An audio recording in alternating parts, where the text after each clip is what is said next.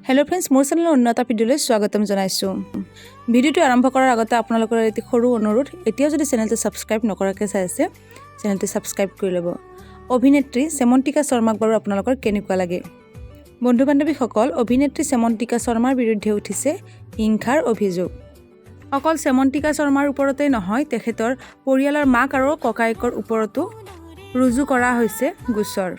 আৰু তেখেতসকলৰ ওপৰত এই গোচৰ দিছে নিজৰ ঘৰৰে সৰু বৌকে সেমন্তিকা শৰ্মাৰ সৰু বৌকে অভিযোগ কৰিছে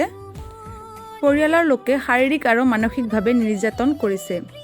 অৱশ্যে গোচৰৰ বিষয়ে শুনি হতভম্ব হৈ পৰিছে সেমন্তিকাকে ধৰি পৰিয়ালৰ অভিযুক্ত সদস্যসকল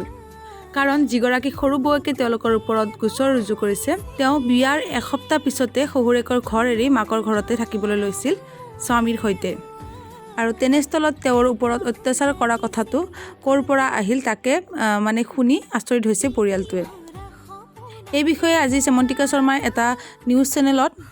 আগত কয় যে সৰু ককায়েক আৰু বৌয়েকৰ মাজত কাজিয়া হোৱাৰ বিষয়ে তেওঁলোক অৱগত যদিও এই বিষয়ে তেওঁ তথা তেওঁৰ পৰিয়ালৰ অন্য সদস্য সোমোৱা নাই কিয়নো এয়া হৈছে স্বামী স্ত্ৰীৰ মাজৰ কথা আৰু যেতিয়া তেখেতে এই খবৰটো পাইছিল সঁচাকৈ আচৰিত হৈ পৰিছিল কিহৰ ভিত্তিত সৰু বৌয়েকে আটাইকে সাঙুৰি গোচৰ ৰুজু কৰিছে বন্ধু বান্ধৱীসকল আপোনালোকে বাৰু এই বিষয়ে কি ভাবে জনাবচোন সকলোৰে মৰমৰ অভিনেত্ৰীগৰাকীয়ে বাৰু এনেকুৱা কিবা কৰিব পাৰে নেকি কমেণ্টত জনাব তেখেতক ভাল পোৱা সকলে ভিডিঅ'টো লাইক কৰিব